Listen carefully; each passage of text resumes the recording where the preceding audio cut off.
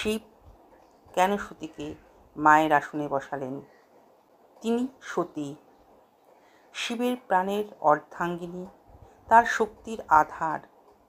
কিন্তু একদিন নিজেই স্বামীর কথা অমান্য করে শ্রীরামের পরীক্ষায় ভুল করেন, আর সেই ভুল তাকে করে তোলে অপরাধী, নিজের চোখেই, নিজের প্রিয় শিবের চোখেও।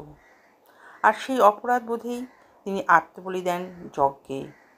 কিন্তু তারপর শিব কি ক্ষমা করলেন, নাকি রাগে মুখ ফিরিয়ে নিলেন সতীর কাছ থেকে? না, তিনি করলেন এমন কিছু যা মানব ইতিহাসে বিরল। তিনি সতীকে বসালেন মায়ের আসনে। কেন?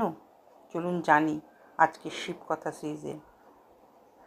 সতীর আত্মবলি ও শিবের তাণ্ডবের পর সৃষ্টির ভারসাম্য নষ্ট হয়ে গেল।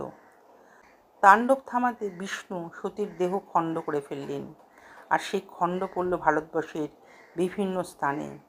সেখান থেকে জন্ম হলো 51 শক্তিপীঠ।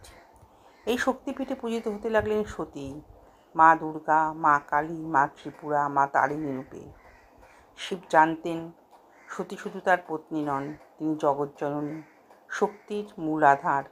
তিনি বললেন, আমি তাকে স্ত্রীর আসনে নয়, আজ থেকে মায়ের আসনে বসালাম, কারণ তিনি আমার চেয়েও বড়। তিনি হলেন আত্মা শক্তি। শিব নিজে যাত্রা করলেন তপস্যায়। তার জীবন হয়ে উঠল নির্জন, নির্বাক, নির্লিপ্ত।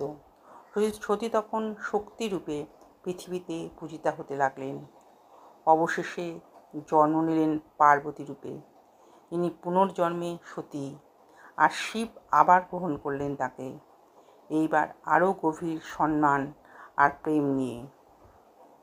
শিবের এই সিদ্ধান্ত আমাদের শেখায়, ভুল করলেও প্রকৃত প্রেমিক ক্ষমা করে, কিন্তু শ্রদ্ধাবোধ থাকলে সে প্রিয়জনকে মায়ের আসনে বসাতে পারে। সতী আত্মবলি দিয়ে নারী জগতে স্থাপন করলেন এক অনন্য স্থান, আর শিব তার সেই আত্মত্যাগে শ্রেষ্ঠ সম্মান দিলেন মহাশক্তির উপাসনা শুরু করে। এই মহান প্রেম, সম্মান ও ত্যাগের কাহিনী যদি আপনাকে ছুঁয়ে যায়, তবে ভিডিওটি শেয়ার করুন ভক্তদের সঙ্গে, কমেন্টে লিখুন জয় মা সতী, জয় মহাদেব, আর সাবস্ক্রাইব করুন শিবকথা সিরিজ।